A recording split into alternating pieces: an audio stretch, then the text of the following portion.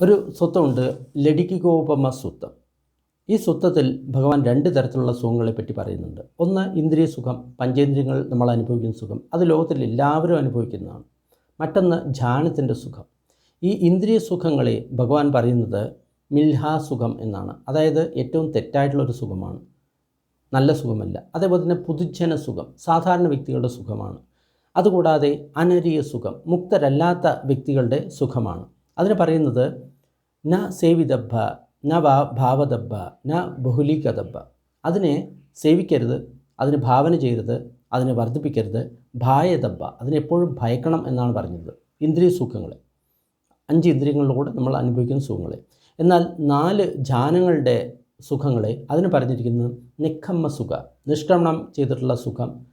പവിവേക സുഖം, നമ്മൾ മറ്റൊന്നിൽ നിന്ന് മാറിയിട്ട്, ഇന്ദ്രിയ സുഖങ്ങളിൽ നിന്ന് മാറിയിട്ട് നമുക്ക് ലഭിക്കുന്ന സുഖം. ഉപസമസുഖം, ശാന്തമാക്കുന്ന സുഖം.